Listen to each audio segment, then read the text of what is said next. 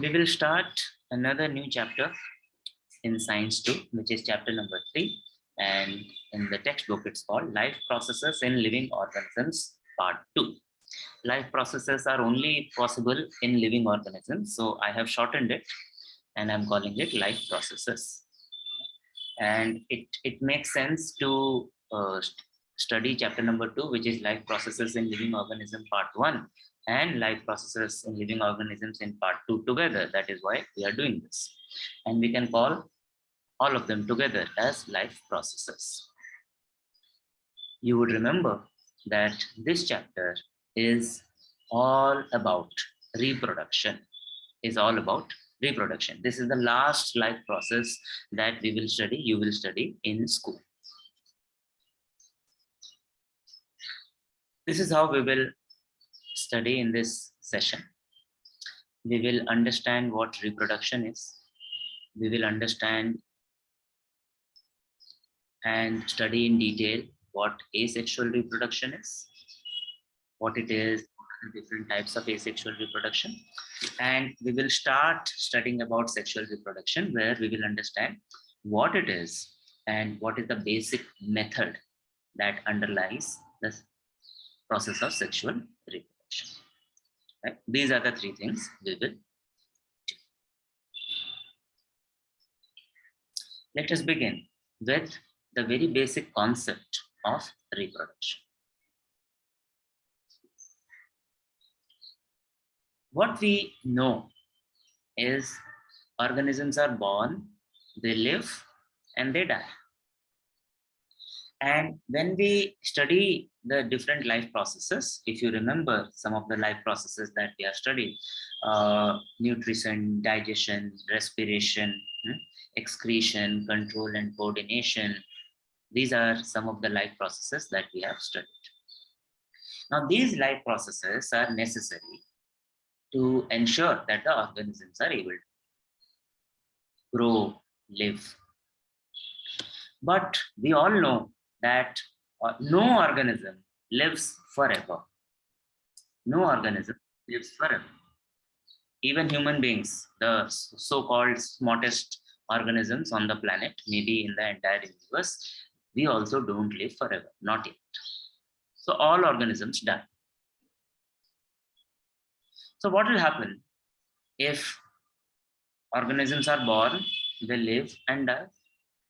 Will there be life on Earth?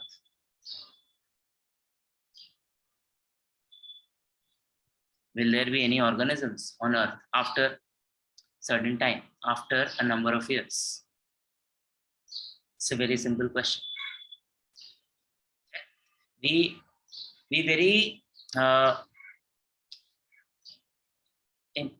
commonly we notice life because we live our lives. We experience death of others and ourselves also. But what if that is the end of everything? If the organisms die and that is the end of the story, what will happen to the biodiversity? What will happen to the existence of life on Earth? Think and answer. You can speak, you can type.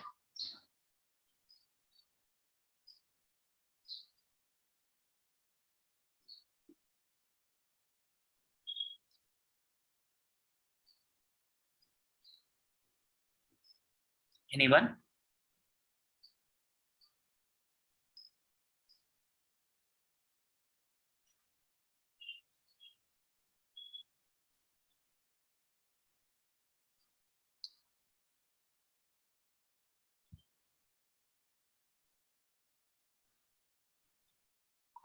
Still no one. I hope all of you are able to hear what I'm saying.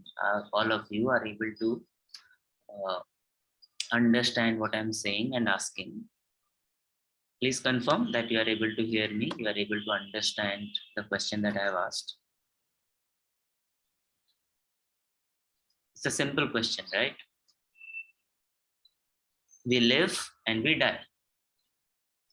So if that is the end of the story, if that is the end of the story for life, then what will happen to life on Earth? So the simple answer is, if that is the end of the story of life on Earth, then slowly, gradually, all organisms on this planet will die, because one day everyone has to die. And then there will not be any life on the planet Earth. But that is not the end of the story, because we have reproduction. Because new organisms take birth, and that is happening as other organisms are dying. So death is not the end of life for Earth, on Earth. As living and dying is a continuous process. It happens continuously on the planet. Similarly, birth of new organisms, beginning of new organisms is also happening continuously on this planet. And because of that, life still exists on the planet Earth. We are not alone. We still have the biodiversity. And this process of creating new organisms, formation of new organisms, is called reproduction. You and I will not exist, would not have existed if reproduction did not happen. If we make it more technical, reproduction is the formation of new organisms of the same species by an earlier existing organism. What it is defining is, from a bacteria, only a new bacteria can be formed. From an algae, only a new algae can be formed. From a fungus, only a new fungus can be formed. From a monkey, only a new monkey can be formed. From a banana plant, a new banana plant can be formed. From a mango tree, a new mango tree can be formed. From humans, only new humans can be formed. So reproduction is a very important and specific process, which is specific by species, which creates, which produces, which forms new organisms of the same species. And because of this, all the species continue to exist on the planet. The species continue to exist on the planet. But if you remember what we have studied in Science 2, in the other chapter, that some species also get extinct. That is because they are not suitable for the life on Earth. And new species evolve. So reproduction also gives rise to, or makes evolution possible. Evolution of species within species and across new species. It makes possible. Okay? So why is reproduction necessary? It is necessary to maintain the continuation of species of the organism. What is reproduction? It is formation of new organism of the same species by earlier existing organisms. And one of the consequences of reproduction, especially the sexual reproduction, is evolution of species.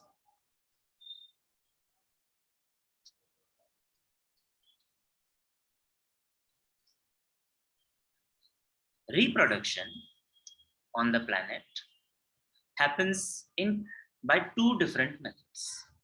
They are very broad methods. Overall, they are divided into two types. One is an asexual method of reproduction. Second one is the sexual method of reproduction.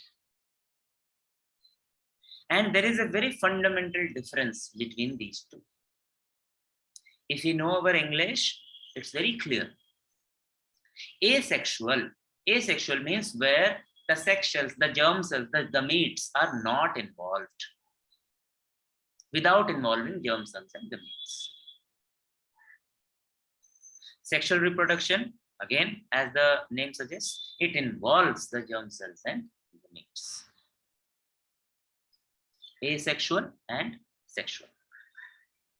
All of us have experienced this, but we may not know that, yes, this is asexual kind of reproduction and that is sexual kind of reproduction. In this chapter, we will understand both methods. We will study both methods in detail. Both methods in detail. But remember, the more important method for us, because it is relevant to us human beings, is the sexual reproduction.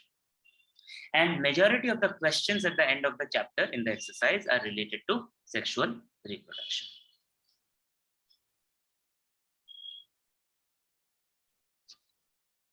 Let us now understand what asexual reproduction it is, how it happens, and other details.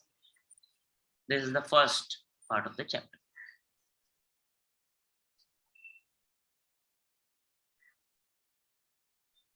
In asexual reproduction, there is no union of cells. Cells do not combine because there are no germ cells or the gametes, the sex cells. They are not. The new organism that is produced is an exact genetic copy of the parent. Genetic copy means the genes, the chromosomes, the DNA that are there in the new organism, the child organism, are exactly a copy of the genes, DNA, chromosomes which are there in the parent organism. Parent of the organism. Funny part, not funny part, interesting part, there is only one parent in this case, and that is why this is called a uniparental reproduction. One. Uniparental, with one parent. New organism is exact genetic copy. To make copies of the genes, if you remember, this happens in the S phase, interphase between the rounds of division. And because the genes remain the same, that means the number of chromosomes also remain the same. So asexual reproduction happens by mitosis. It mainly happens by mitosis. Very soon we are going to see another new word. Don't be afraid when you come across that word. But mainly happens by mitosis. And because it happens by mitosis, there is no genetic recombination. Remember, genetic recombination happens only in meiosis.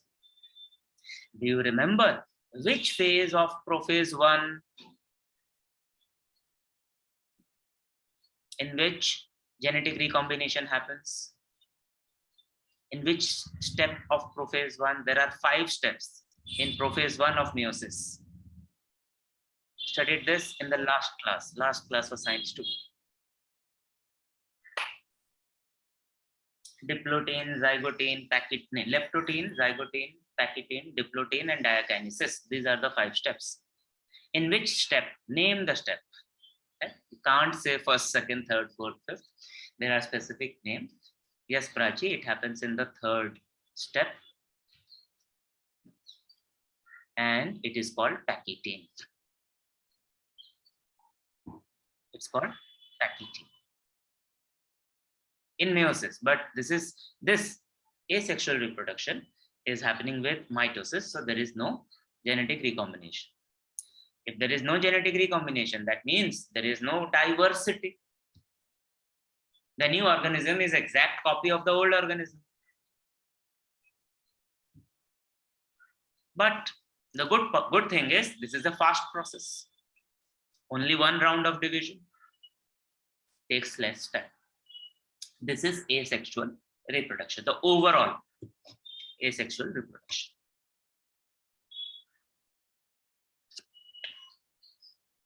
Asexual reproduction happens in many different ways.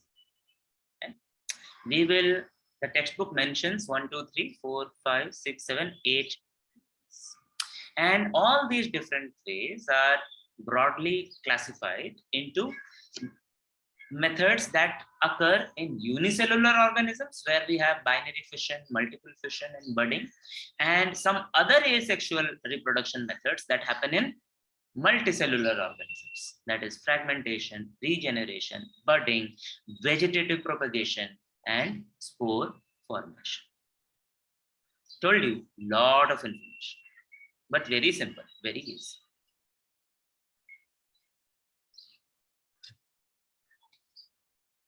Let us try, understand, study the details of asexual reproduction in case of unicellular organisms.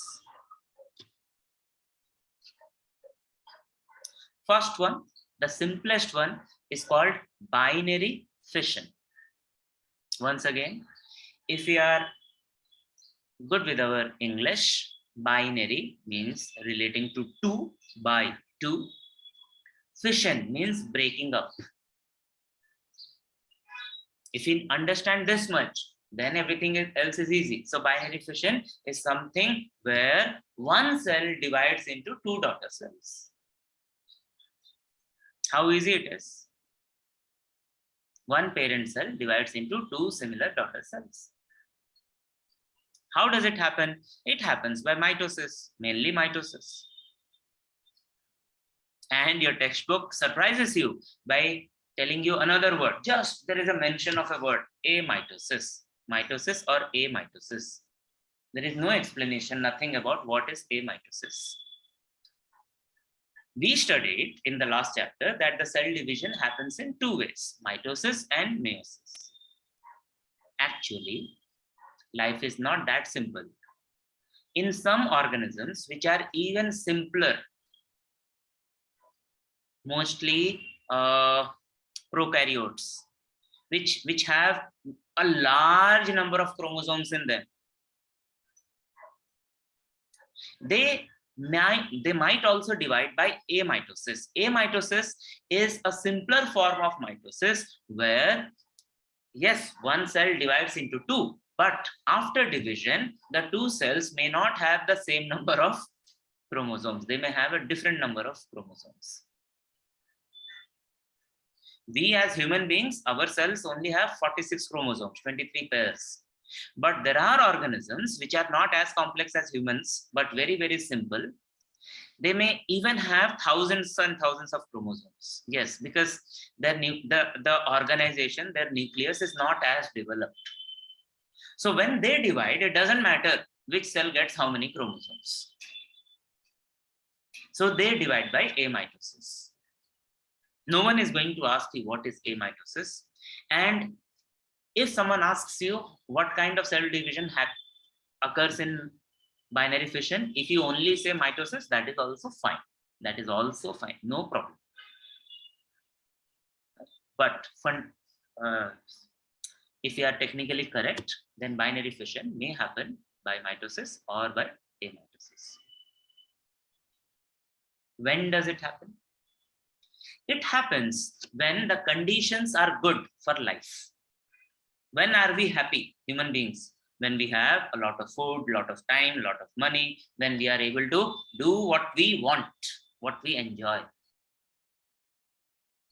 But we are not talking about complex organisms here. Human beings don't divide into 2 human beings. That doesn't happen. We are talking about very simple organisms. What kind? Prokaryotes like bacteria. Protists like amoeba and paramecium. And eukaryotic cell organelle. I'm very sorry, I typed the wrong example here. Euglena is not the correct example of eukaryotic cell organelle. Cell organelles like mitochondria,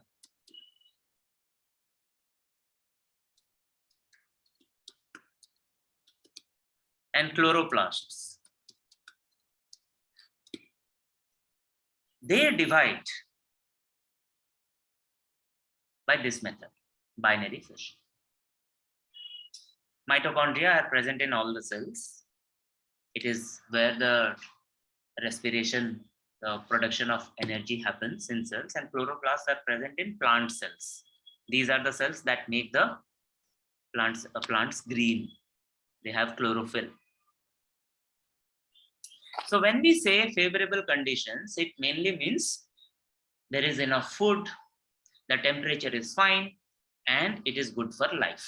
When this is the case, then bacteria, amoeba, paramecium, these kinds of organisms, Euglena, they divide by binary fission.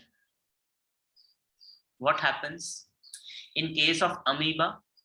If you look at the diagram in your textbook on page number 23 or on the screen, top right hand corner, amoeba doesn't have any specific shape. Simply its nucleus divides into two by mitosis. Then the cell itself divides into two at some random place. This is called simple binary fission. If we take Paramecium, here also the nucleus divides into two, karyokinesis followed by cytokinesis. But see, it happens along the length of the, along the breadth of the Paramecium. It's like हमको किसी ने कमर से काट दिया, आधा कर दिया, ऊपर नीचे. So this is called transverse binary fission. I had explained to you transverse section, lateral sections. In Euglena, it happens in a different way.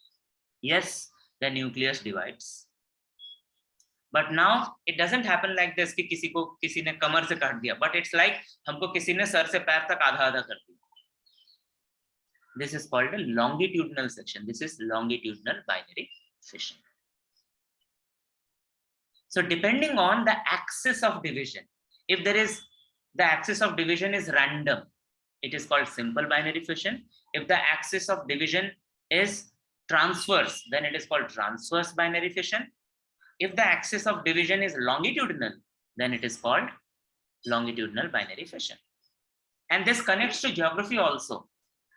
Longitudes connect the poles, like khada khada, the standing circles. Amoeba, Paramecium, and Euglena.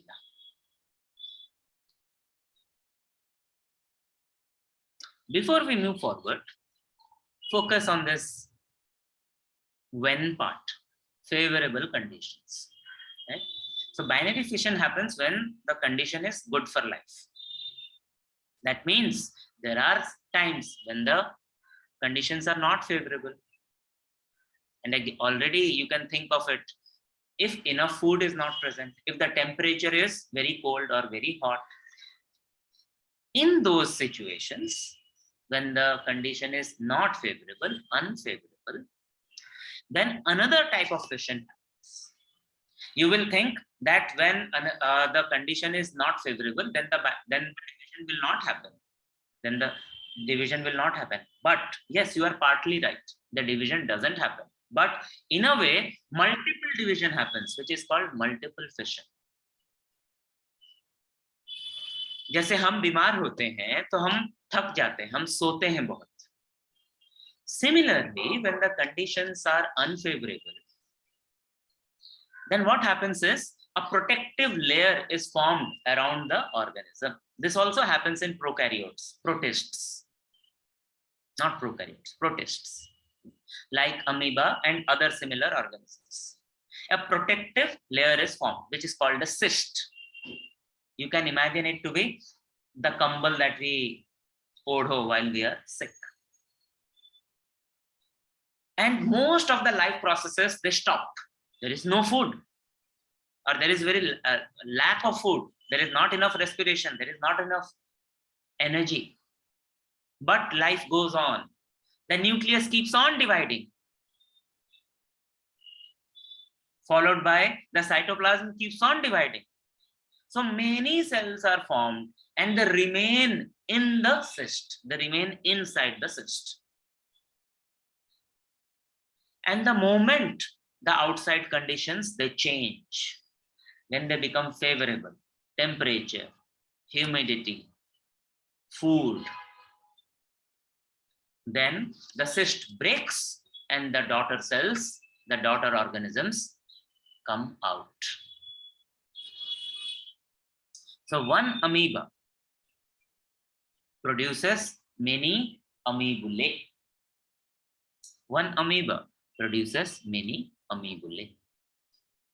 So again, understand what is happening. Situation is not good. conditions are unfavorable. So most of the life processes are suspended. There is a cyst to protect the organism, around the organism. But inside the cyst, the division, mitotic division goes on. Many new cells are produced. And the moment conditions become favorable, the cyst breaks and all the daughter organisms, they come out.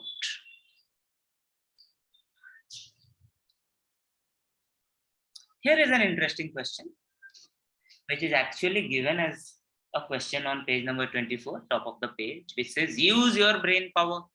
And it asks, in the context of binary fission and multiple fission, do you think after the reproduction, the parent cell still exists?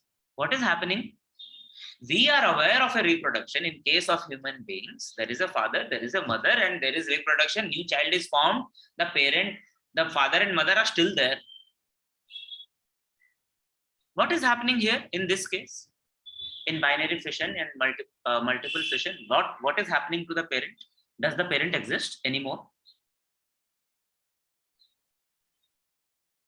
What will be your answer? And the answer is not that straight. Chand is saying no, the parent doesn't exist. There is someone who has shown a thumb down. So not exist. Okay. Prachi says doesn't exist. Yes, in a way, we can say that the parent doesn't exist because that parent has divided into two. Very good, Chand. You just spoke my mind. Because they have divided, the parent has divided into child cells. But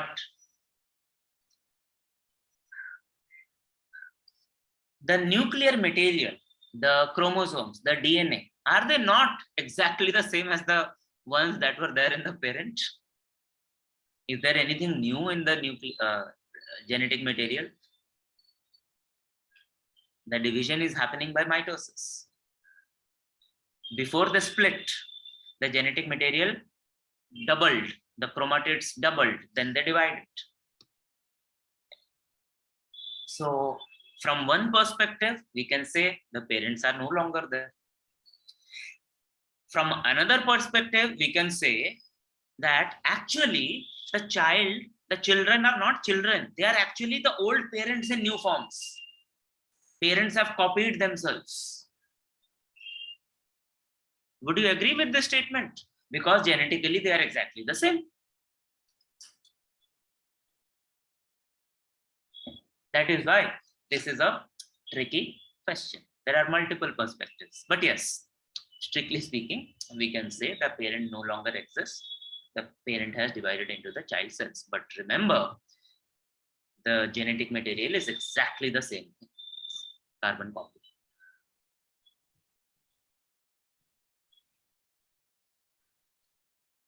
Another way of asexual reproduction in unicellular organisms. So all these organisms, bacteria, our amoeba, euglena, paramecium, all are unicellular organisms. Is budding. Prachi, your favorite, budding. Understand this and tell me at the end, why can we not call it fission? What happens here? This mainly happens in yeast. Yeast is a fungus. Yeast is a unicellular fungus. Yeast is used to make idli, dosa, bread, all those things. Fermentation. Yeast is used for fermentation. It produces a lot of carbon dioxide. But how does the yeast produce new yeast? It's a unicellular organism. So there is one cell. A bulge appears. Bulge means ubhar, something that is swollen. This is the bulge here. This is the original cell and this is the bulge. The nucleus divides again by mitosis. And one part goes into the bulb. The bud goes into the bulge, which now becomes a bud. Bulge becomes a bud. It keeps growing just like any other cells. It will take nutrition, it will grow. And when the growth is complete, when the bud is strong enough, it separates. That means the cell cytoplasm also divides and it becomes an independent yeast cell. So one cell divides into two cells. This method is called budding because a bud is formed. Absolutely simple. Absolutely, in my head, it is no way different from binary fission. Do you see any difference? Why are we calling it a different process? Why are we saying that this is a process which is called budding? Think and answer.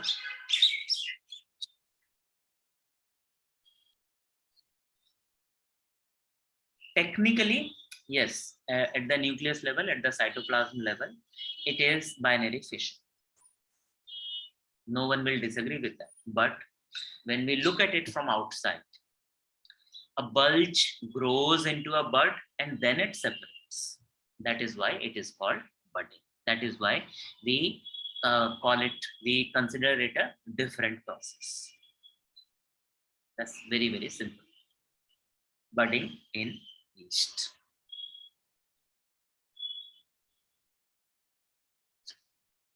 So we studied three methods of asexual reproduction in unicellular organisms. That is binary fission, multiple fission, and budding. Binary fission happens when the conditions are favorable. Multiple fission happens when the conditions are not favorable. And budding happens in yeast, which is a unicellular fungus. But asexual reproduction also happens in many different multicellular organisms. Let us study those methods. Let us understand those methods. And again, these are also easy. First one is fragmentation. Page number 24, bottom of the page. Read and you tell me in your own words what is fragmentation. You have the next 5 minutes to do this.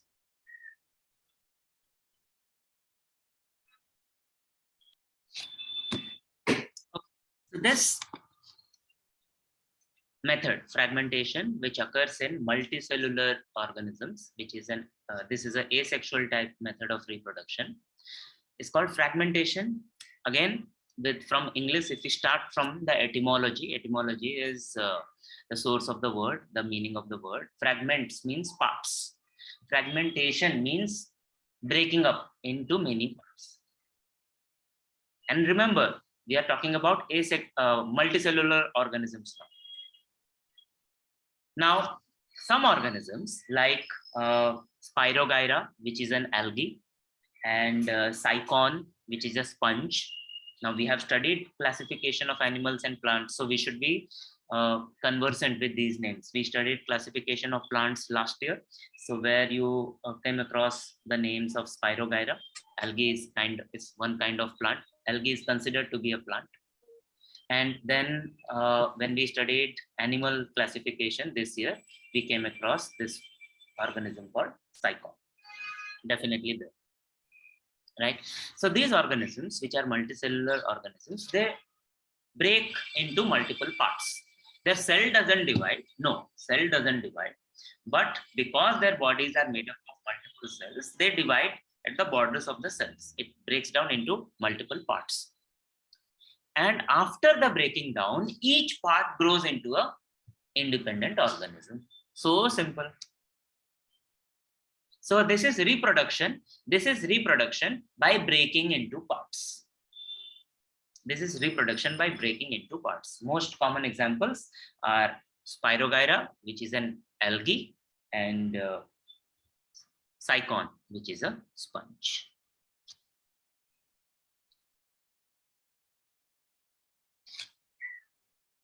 Another type of asexual reproduction is called regeneration. This also happens in multicellular organisms. Once again, I request you to read the small paragraph which is given in the textbook on page number 24, bottom of the page, and tell me in your own words, what does regeneration mean.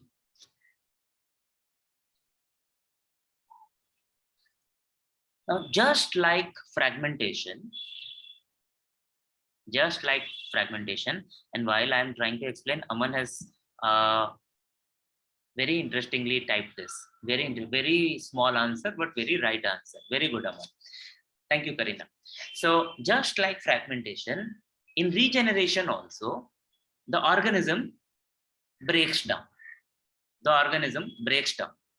And each of the broken part grows into a complete organism. It sounds so much like fragmentation. Then why are we calling it regeneration?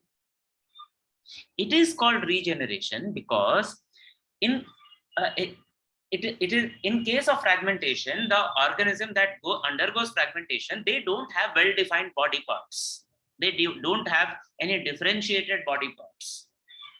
If you see Spirogyra, every part of Spirogyra will look the same. If you look at sponge, every part of the sponge will also look the same.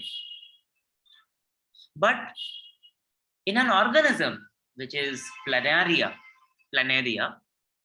you see that this organism is not same from all angles. It seems to have a head, a body, a tail, however small they may be. And that is why what we say is, okay, so head breaks off, then the head grows the body. The tail breaks off, the tail grows the body. And that is why we have a different name, which is called regeneration. It on a bigger scale, but simpler scale, we all have witnessed this. House lizards. Many times the lizards lose their tails. Sometimes they do it by purpose. Yes, they do.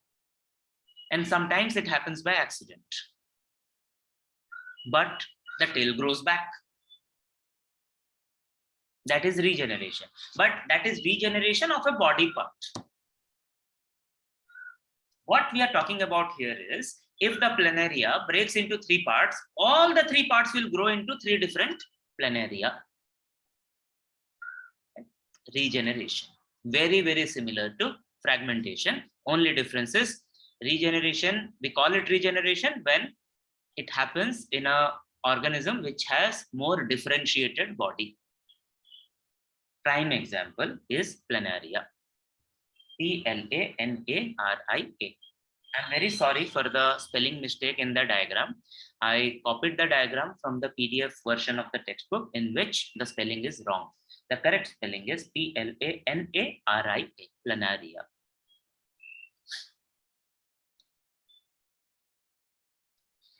The next method in the textbook under asexual reproduction in multicellular organism is called budding. I thought we studied this budding already. Budding in case of yeast, but that was a unicellular organism.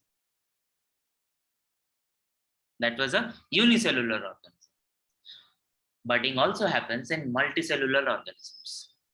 Page number 25, top of the page, first paragraph. Read, understand, explain.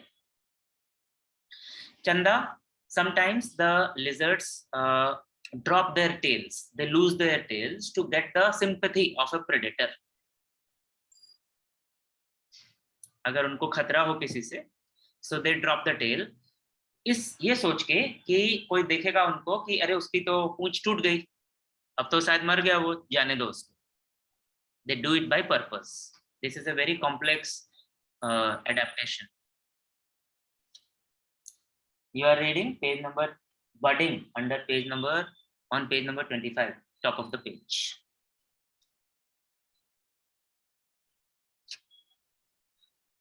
We studied about budding when we studied about reproduction in yeast, a unicellular fungus.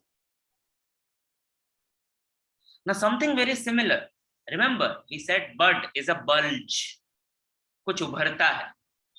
So this kind of thing also happens in a multicellular organism like Hydra. Do you remember what kind of organism is it? What is the classification for Hydra? in from animal classification. Very important name, Coelenterata or Nidaria. We studied in animal classification.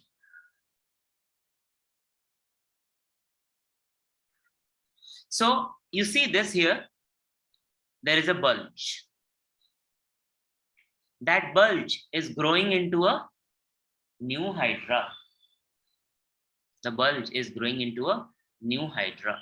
Nascent hydra means new hydra. New word. This is not biology. This is not science too. This is English. Nascent means freshly produced. New. So here, where the cells are there, which can divide. So there is multiple cell division occurring here. It grows into a bud. The bud then develops into, grows its own tentacles. And when it grows big enough, it separates and becomes independent hydra. This is called budding. Very simple. The second last method of asexual reproduction, which is mentioned in your textbook, is called vegetative propagation. Vegetative propagation. Start by understanding the words vegetative propagation. Read the paragraph on page number 25, heading number 4, vegetative propagation. There is a diagram also, picture also. Read and tell me in your own words, what do you understand? And then I will explain. As you have already shared with me, yes, vegetative reproduction, the vegetative propagation, this asexual method of reproduction is in the context of plants. It is in the context of plants. And yes, this is reproduction, asexual reproduction, using the vegetative parts of the plant. Then a question should come to our mind. What are these vegetative parts? So the vegetative parts as listed in your textbook are root, stem, leaf, and bud. Root is a vegetative part. Stem is a vegetative part. Leaf is a vegetative part. And bud is also a vegetative part. Okay, if these are vegetative parts, what are the other types of parts in plant? That is the next question that should come to our mind. Maybe you know the answer. If I tell you the other type of parts are, there is a word which starts with an R. Make a guess and tell me what will be the other type of part.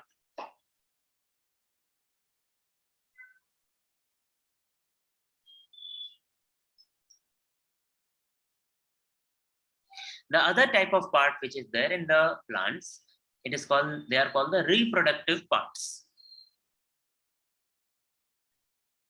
Do you know what is the reproductive part of a plant? You have studied this earlier. We will study that in detail this year, next. But try remember, tell me, what is the reproductive part of plant? Definitely has been taught to you. Starts with an F.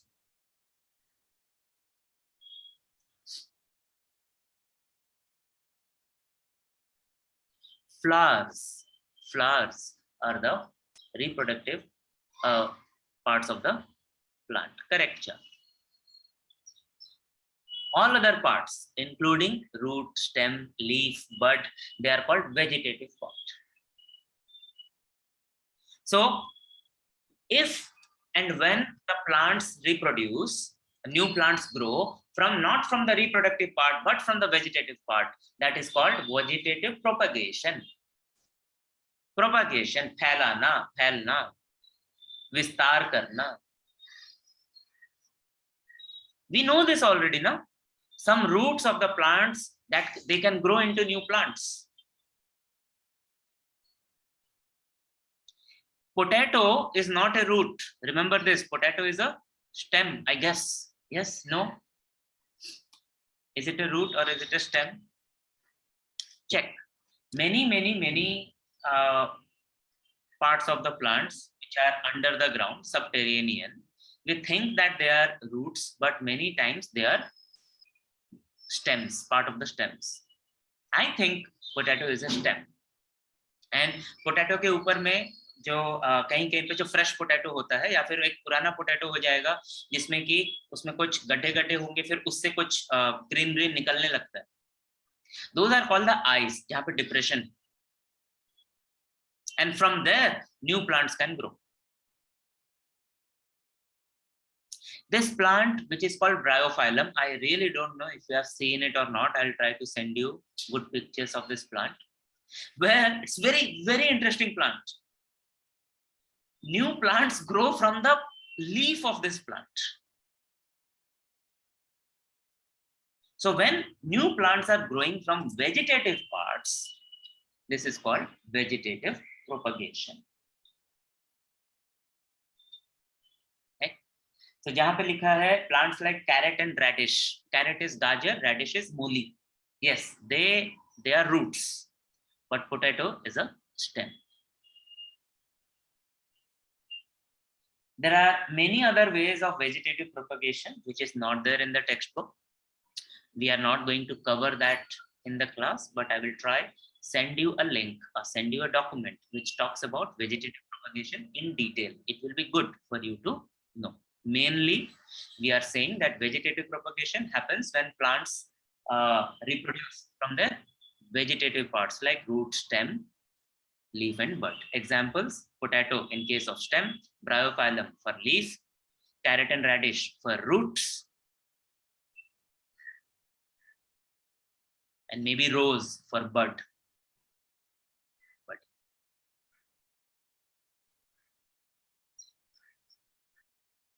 The last part, the last type of asexual reproduction that is given in our textbook. Remember always, in science, we never study everything. Never. There is no limit. We study the important things. So the last type of asexual reproduction, which is given in your textbook, is called spore formation. The method is called spore formation. And we see this mainly in multicellular fungi. Remember, we saw budding in unicellular fungus, that is yeast. And we see spore formation in multicellular fungi. And we all have seen this. I believe so. We all have seen this because most of us or all of us would have seen a rotten bread. Bread का piece अगर हमने fridge में नहीं रखा है, then it grows a mold. उसमें green, blue कुछ grow करता है. If you have seen this, please confirm. I have seen. है ना? बहुत सारे लोगों ने देखा हो. This is a fungus. Many times वो अचार हो, दही हो, bread हो, जो भी हो, जब खाना खराब होता है, not just bread, अगर बर्तन पे भी खाना रखा हुआ है and it's summer time, summer season, and we forgot to keep it in the fridge, तो सुबह तक उसमें mold लगा रहेगा, fungus होगा. That's a prime example of mucor. MUCOR. It is a multicellular fungus, and it reproduces by forming something which is called a spore. Spore. जैसे बीज होते हैं ना, seeds. You can imagine spores to be those seeds, but in a much simpler way. So these fungus, they grow specific organs which are called sporangia. Sporangium is singular. And in the sporangium, these specific cells are produced which are called spores. These are like the seeds of the plants. And when these spores, जब वो sporangium टूट जाता है, फट जाता है, when that happens, the spores spread, and each spore then grows into a new mucor. See, we started with very simple organisms, prokaryotes, protists. Now we are coming to organisms which look more and more like the organisms that we are used to.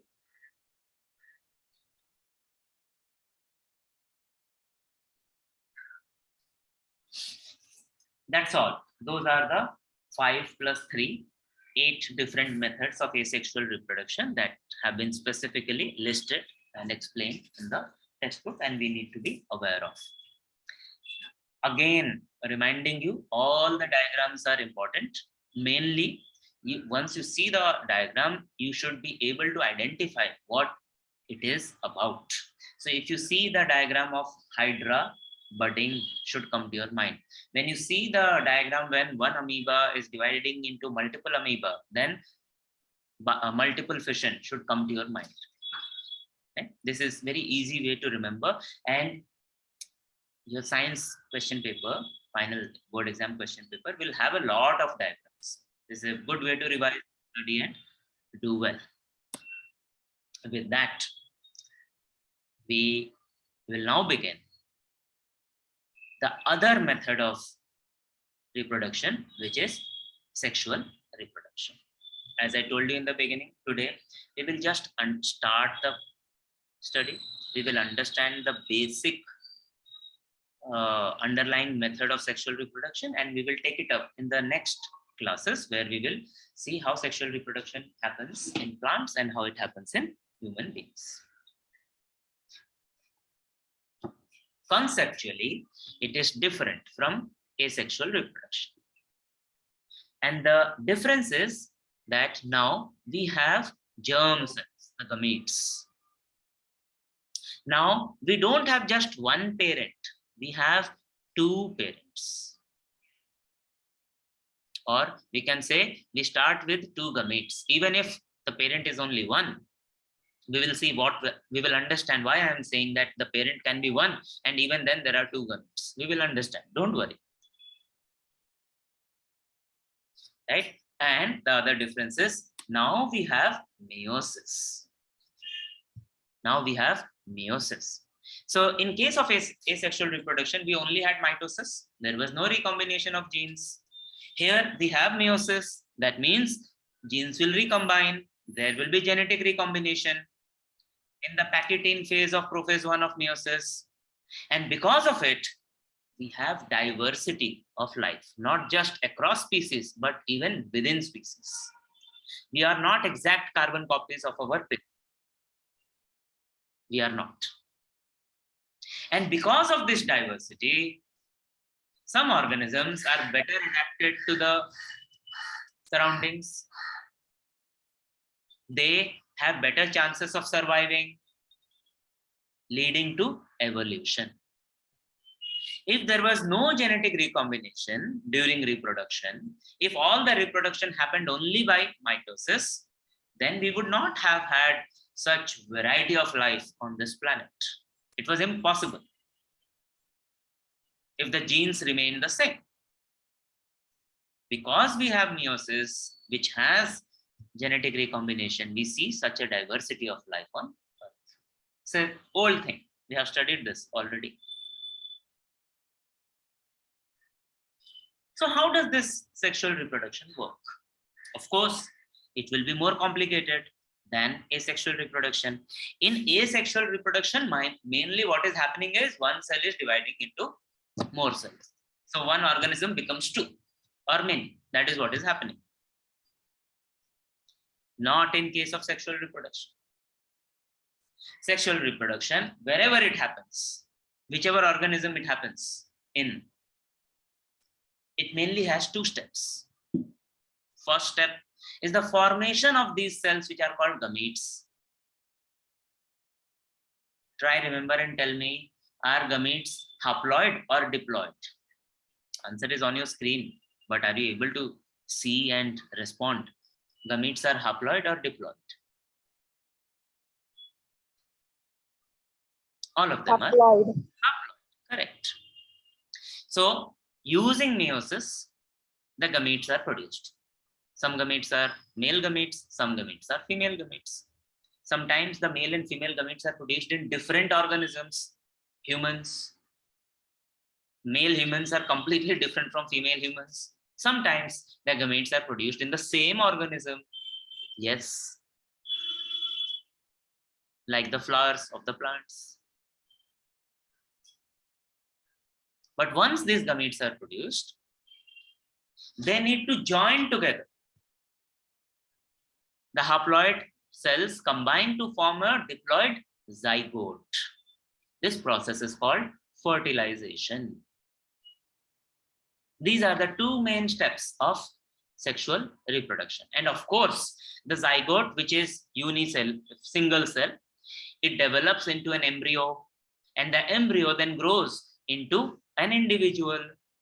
Depending on what organism we are talking about, the process will be different, but underlying all those things are these two fundamental steps: formation of gametes and fertilization, which is union, which is combination of gametes. Fertilization is ulta process of cell division. Here cells are uniting. Let us see what questions we can answer from the exercise, which is at the end of the chapter of the textbook. Sharing the textbook PDF with you.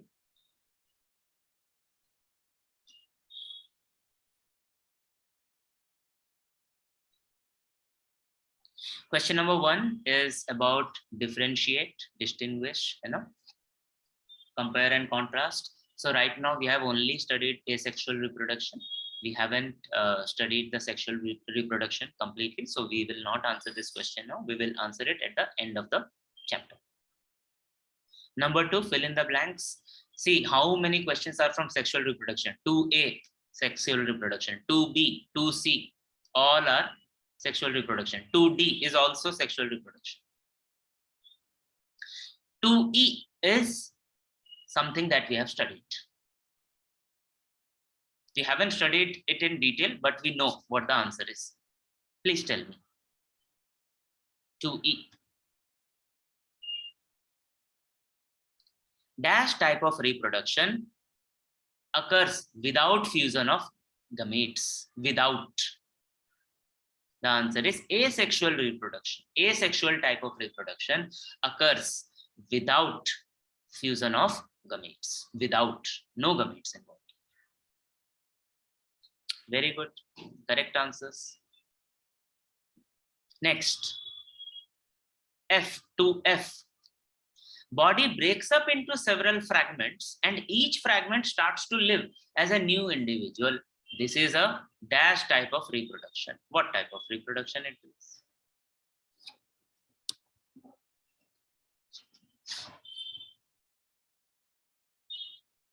Okay, I thought this will happen and it has happened. So some of you are saying it is fragmentation. Some of you are saying it is regeneration. Good. Controversy is good. We will say that this is fragmentation type of reproduction because it says each fragment starts to live as a new individual. It does not say that each fragment grows into a new organism. Does it say? It does not say. Because it does not say that each fragment grows into a new organism, we will not call it regeneration. We will only say that it is fragmentation. Karina, please confirm. This is fragmentation. Very good. Thank you for the confirmation, Karina. Then questions in question number 3.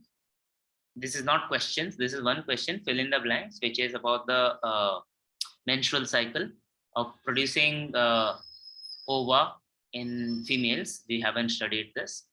Question number 4. Question number 4, part A. Explain with examples types of asexual reproduction in unicellular organism. We studied this. You tell me now, what are the 3 things that we have to explain here? I've already given you the number also. What are the 3 things?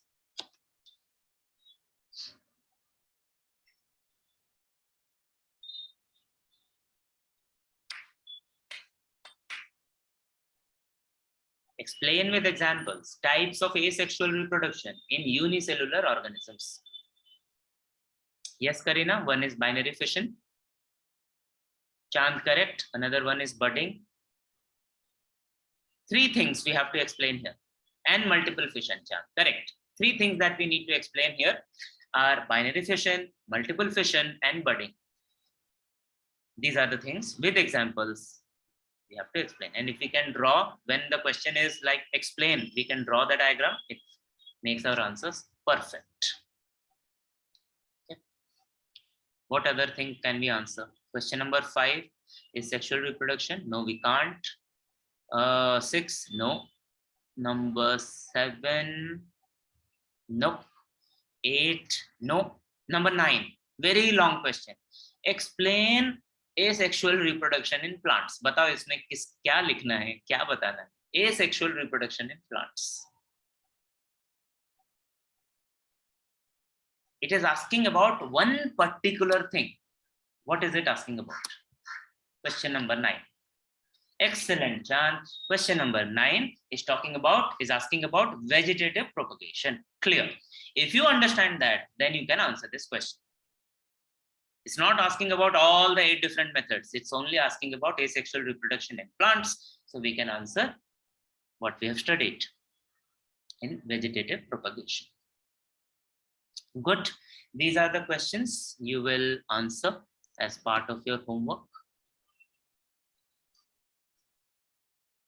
And complete and submit by tomorrow night, which is 28th of November, so that you are ready to study further ahead on Monday morning. That is it for